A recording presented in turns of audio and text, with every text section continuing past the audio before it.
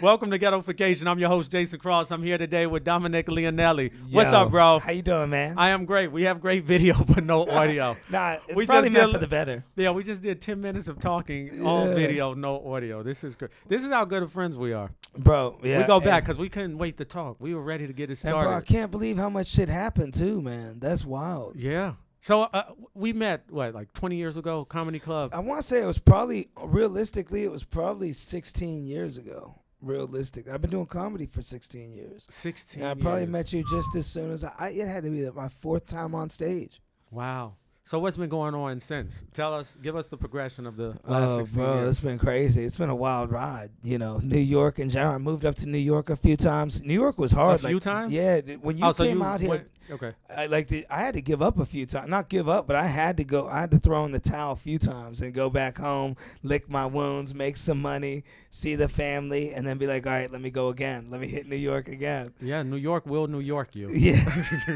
Yeah. Yeah, New York the hell out of you. How many times did you go home? Probably 3 or 4 times. I mean, dude, I was broke, and just getting screwed in dumb situations like, you know, with rent or these bad landlords or realtors or not getting security deposits back. When you're living off, when you only got about 800 floating around, you need that security. You need know? that security deposit back. You Why'd they need keep the that. security deposit? Were you chipping the paint or? Nah, it was just the girl was just a shitty landlord. I knew something Oh. was up. It was a comedian's mom, number one. Uh-oh. A great place in the Heights, right? She's all like, yeah, you have your own 1-bedroom apartment in the Heights. I'm seeing pictures. I'm like, all right, what's the catch? It was $850 a month. I'm like, something don't sound right. I'm like, that's impossible, right? She goes, no, it's my mother's like rent control place, and she's got another place, this and that. So either way, man, I end up going there. I lived there for like 2 weeks. She kicks me out. I bought these pans. She kicked you out after 2 weeks? Kicks me out after 2 weeks because it all started. Well, I told her I'm moving. I was like, all right, I stayed a month and I was like, this is it. I can't do it. Dude, she cut up my suit with scissors and said the cat did it. I'm like, there's no way the cat did this. A Calvin Klein suit, tailored everything. She cut it up with a pair of scissors. Why? This is what really started it all. When I first was moving in, I don't know if this is boring or whatever, but when I was first moving in, she's not answering. I sent her the money. She's like, oh, you guys send me the money through this and send it to my brother's girlfriend, and I can't show that I get money. Oh, yeah, And she's trying to there's all that weird- tax-free money, yeah. And anytime somebody keeps telling you they won't screw you, they're gonna screw you. Like, she's like, listen, They're screwing you while they're doing it. she's like, you think I would do that with my relationship with God? You think I would screw you? I'm like, don't put my God into this shit. My God don't like what you're doing right now. So yeah, so I already knew it was coming. That's the sad part. So I started getting on her about the security. I was there 2 weeks. I started getting on her about the security, like, it's not what you said it was, this and that. You're staying here. She was living in the living room. It's like, I didn't sign up for that. Like, she's like, yeah, she goes, I'll give you the bedroom. It's like we had to argue over the dumbest shit. And then she bought food off her food stamps, and she gives me like some grapes and coffee. Oh, so she was getting government assistance. Yeah. So she couldn't show other income because it would drop her food stamps. And I wonder how much Gotcha. they really do that with the security, though, because I think she did that run around with the money because she knew I ain't giving it. I couldn't prove it was her. So I took her to court and everything.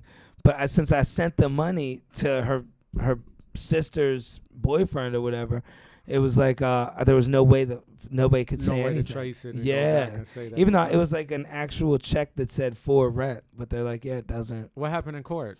Nothing. That was it. So you went to court. And she didn't show the up. judge? She didn't show Yeah. She didn't even show up to court. Wow. I didn't even get to talk to the judge. And the thing, she probably has done this to millions. Right. That's well, what not millions. I mean, I exaggerate, but to probably about 10 people. I bet you that's how she makes her money. And kicked me out and stole my pans. I bought these pans, and she was like, I love the one pan. It was an expensive set, and it was like the thick. It was good. I dropped like $300. I really wanted to get into cooking, and she wanted the one pan, and we're arguing over that. Damn, She she stole your pan. Stole my pans. Kicks me what out. was it, like one of those cast iron pans? Yeah, it was on seasoned oh, and yeah, everything. cast iron bro. pans, bro. Bro, it had the Yeah. weight to it. Yeah. Fucking seasoned. I had the fat all in it. But that's the one thing about moving to New York. You could get jerked very quickly unless you go through the traditional routes, but the traditional legal routes to get an apartment. You have to pay a Impossible, broker, first and last, And nobody security. can really do. If most people that are moving out here to chase a dream, they're coming out with $500 or $1,000. They ain't.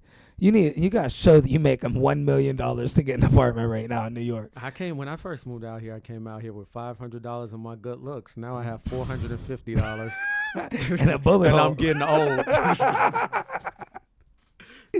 That's New York, though. I wish I would have been as good a comic as I am now and had the drive that I have now when I was 22 and still look young and fresh.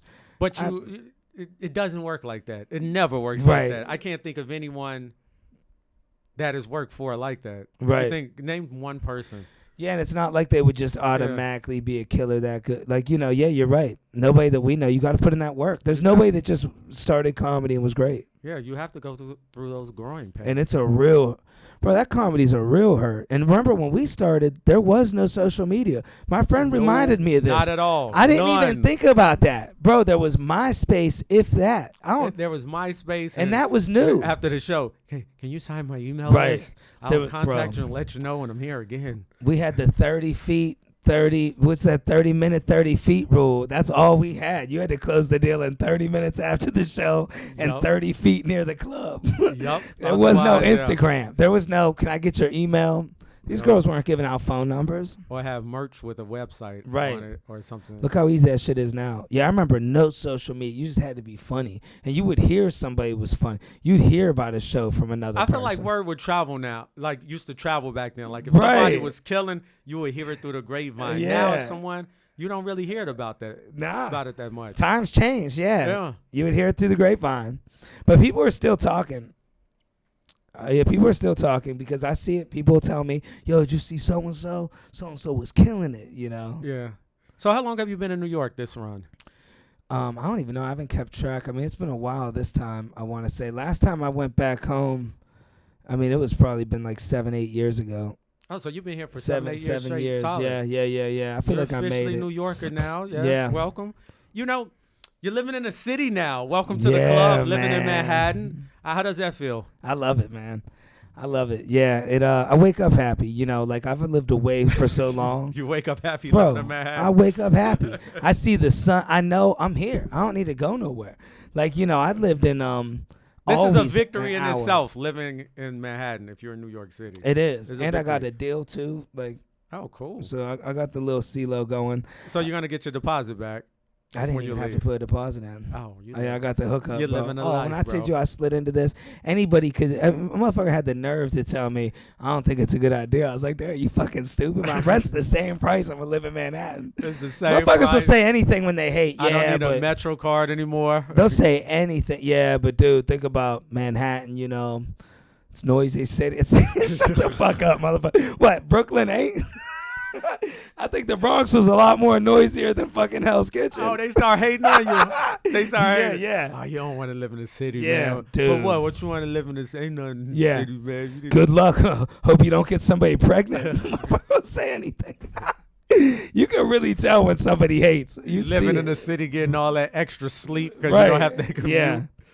Yeah. Let's see what happens to you then. Get to your shows on time. Yeah, some people are crazy. So what changes have you noticed since you moved in the city? Since I've been here, I mean, what benefits have you gotten out of it? You know what I seen that was a huge benefit that I think changed a lot of lives, at least mine anyway, is them gig jobs. When those hit the city, like the TaskRabbit, the Postmates. Remember, it wasn't like that before. Like food delivery was. Technology. You worked at the restaurant, motherfucker. Restaurant owner ain't even paying you. You're working off tips. I'll feed you. You know what I'm saying? I worked as a delivery, I did for 3 hours. I was done. I was like, here's your bag. Work as a delivery guy. Yeah, here's your fucking keys. I can't do it. Got hit by like 2 cabs. You got hit by 2 cabs? In 3 hours, bro. Wait, stop. How'd you get hit by 2 cabs? I don't even know, bro. I'll be honest with you. I just in traffic, driving, you know. But you were on the bike. I was on a bike, yeah. So what happened? I mean, you know, like the one was, he just comes over and boom, boom, you know, just hits me in my elbow. And the funny thing is, I just moved here from New York or from Ohio. So I'm doing the procedure. We just had a traffic accident. I pulled the bike over and I'm like, was he gonna stop there? And this one just keeps going. I'm like, dude, what the fuck? Yeah. Oh man. And then I'm running. I got the bike locked up. and I'm running. The person's all hurrying me. So I'm running across the street. My dumb ass ran right into a cab. Was it moving or parked? Yeah, moving, driving down the street. And bro, luckily I just ran into the fender, not the hood, you know? Yeah. Like it already started passing me. Because I'm looking at the girl. She's like, I'm over here. She knew she was hurrying me. Right. And dude, I run right. She felt so bad. She tipped the hell out of me too from it. Damn. That's a good way to get a tip. You got to get hit by a car in front of the person. Yeah, if you get hit by a cab bringing somebody a panini sandwich, they should give you something extra. Right. Damn, bro. Yeah. 2 cabs in one day. 2 cabs in one shift, 3 hours. I've had all kinds of fucked up shit. I used to always have to work for those dudes. Like that's why these restaurants are hurting now, because you don't need to work somewhere for peanuts.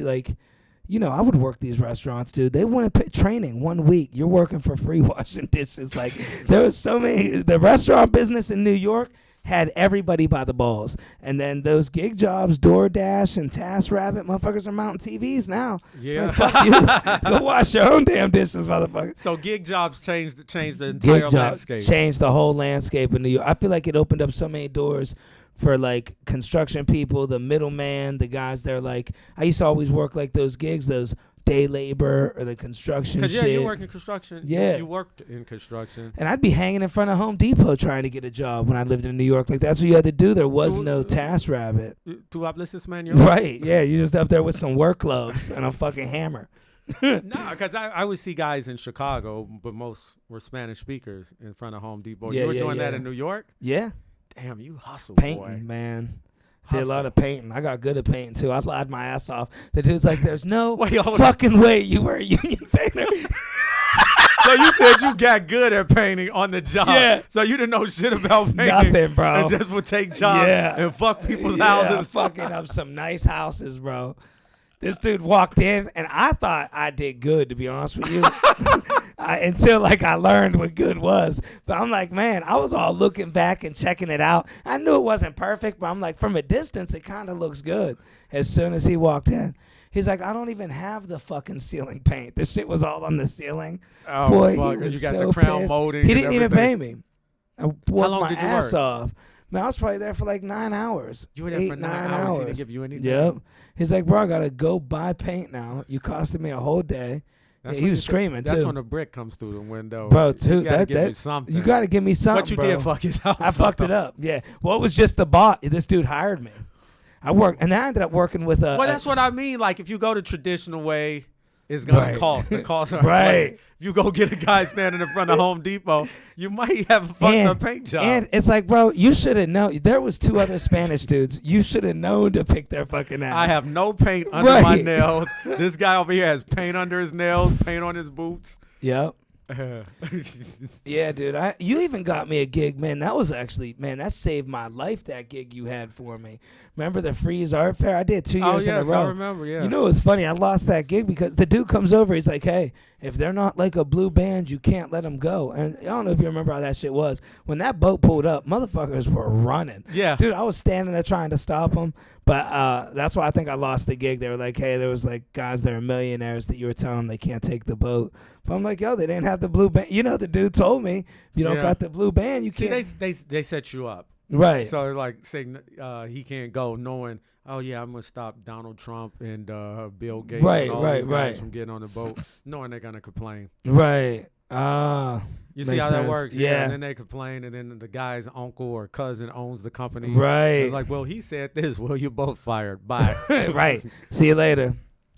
Whatever, though. That's part of the growing pains of living in New York City, the survival portion of it. And that shit saved my life. I remember waiting for that gig to come in. Yeah. What's the dating portion been like in New York for you? Or are you seeing anyone? Actually, I was. I'm single now. I was seeing somebody actually, man, 2 back-to-back, 2 4-year relationships back-to-back. Did they intersect or were they both back-to-back? It was back-to-back to the day. So I was seeing a girl, You broke up September 9th, was with a new girl on September 10th? September 9th. Bro, broke up September 9th, new girl September 9th. And this is what happened. I didn't plan it out to be like this. So pandemic hit, I was dating a girl comic, and I was kind of relying on her. I was like, I guess I was the bitch in the situation. She was a bartender managing a comedy club, and I'm going up all the time. Free I'm drinks, paid. stage Yeah. time. She's buying me food. Dude, I was making no money, right? Barely anything. Mm-hmm. So, you know, I was kind of relying on her. I'm living in the Lower East Side at her place. You know, I'm like, man, this is the life. Man, I ain't even paying rent.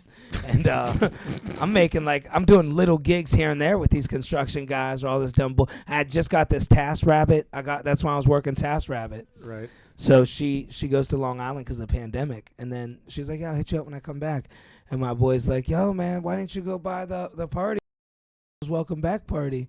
No night. names. Now I got to beep out the name in editing. Damn. Nah, they won't. There's Dominic, come on. I have to beep out the name. Yeah. They used to go with Dominic. Like, get the fuck out of here. Damn, you're Everybody's going to know. I'm going to beep it out. My bad. It's going to be like, boop. They used to go out with boop. Damn, I feel bad. Yeah, no, I'm going to beep it out. It's not like this is live. But so, what do you call? She was like, yeah, she goes, you can't get the hint. I'm back in New York. I didn't call you. She's like, we're done. I got another boyfriend. I'm like, what? Like, I was just talking to you yesterday. Like, what the fuck are you talking about? And I get a Task Rabbit gig. And she was legit like, yeah, I'm going to go upstairs and fuck him. You want to sit out here and cry, or are you going to leave? For real. She was that type of a girl. Yeah. And what do you call? So I just got a gig. Like, it just came through Task Rabbit. I had my tools. I just got off work. So I was like, yeah, fuck it. I'm going to go mount this TV. You know, it's an easy little gig. Show up to a girl's place. She's like on a little phone work call type shit. Mount the TV, built like a bed or something. She calls me back to hang a picture the next day. I come back, and then she's like, oh, can you check something with this? I got a new mount. I just want you to look at it. It's like the third night.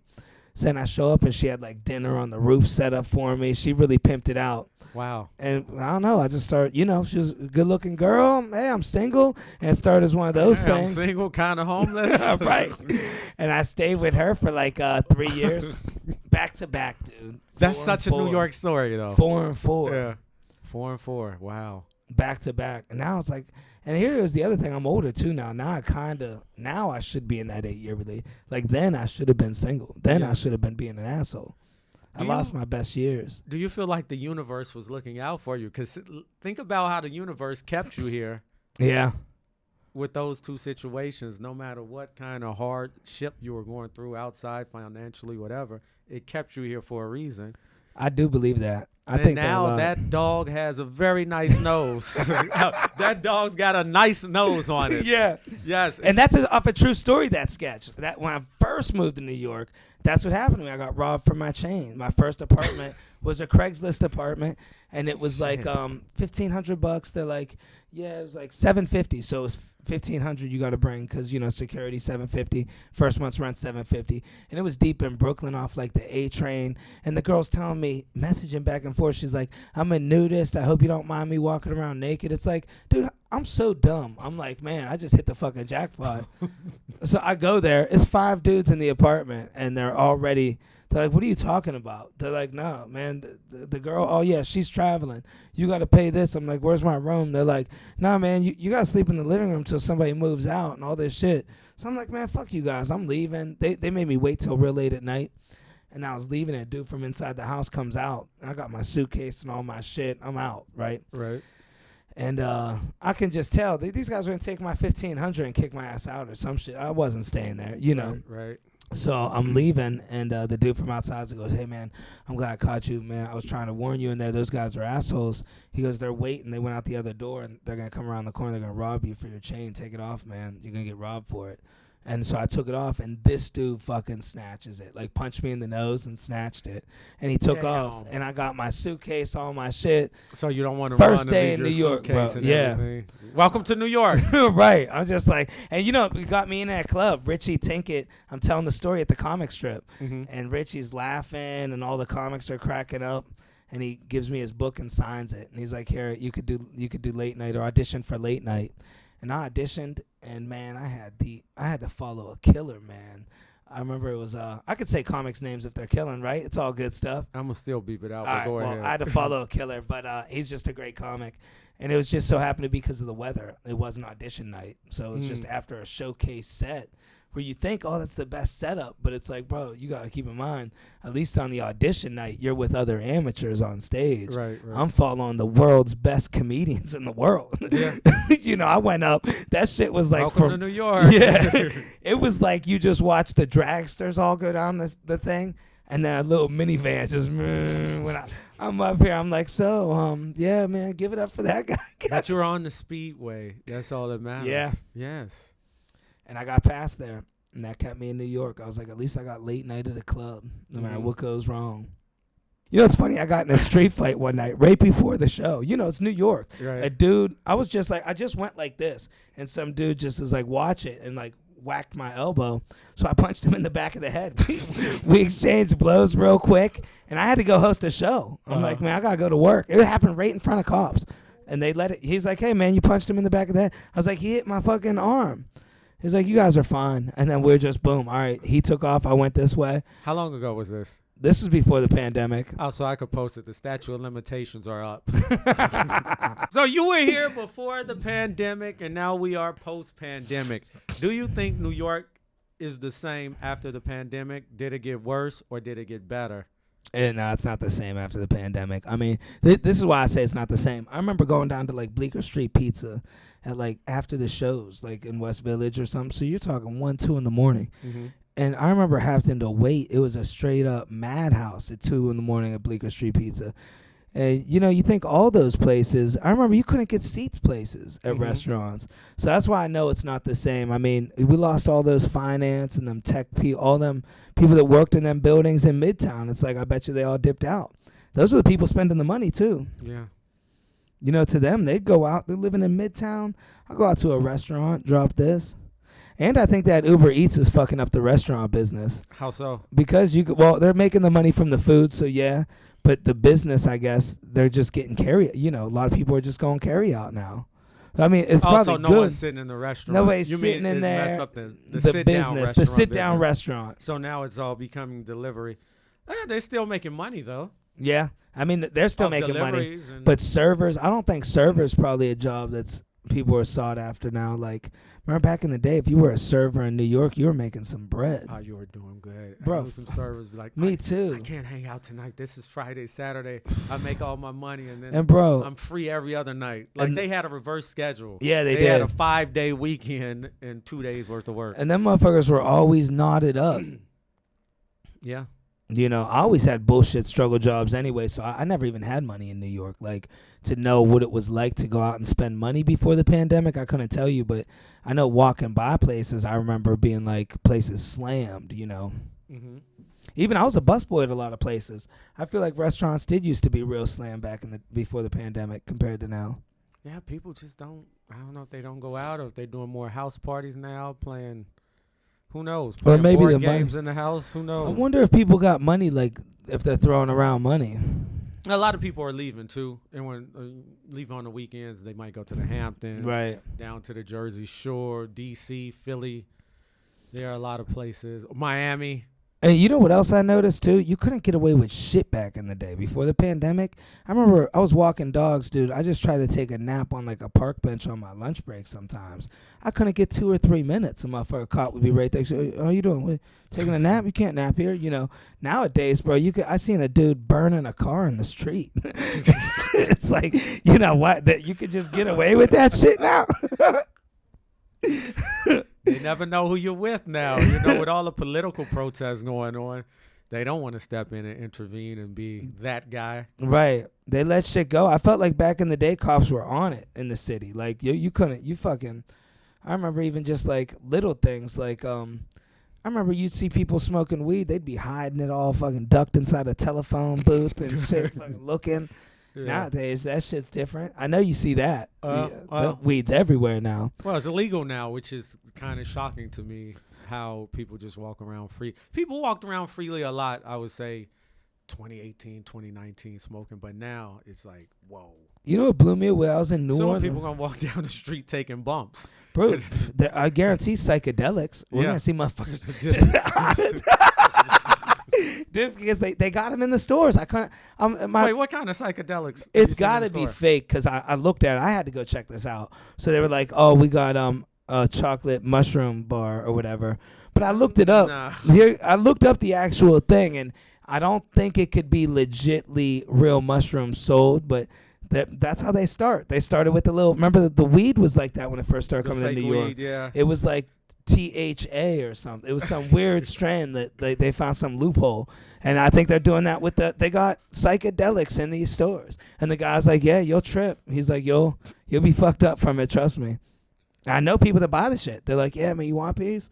Like, dude, I don't know what that's saying. At these stores, man. Right. Like the cock pills, the blue chew. Oh, yeah, I never fucked with them joints. What about the I used to see it. You see them all the time. It's like the first thing. That's what they have at the counter, at the register. And they used to have, I remember a long time ago, even before I moved to New York, just when I came up here to visit, like, this is probably 20 years ago.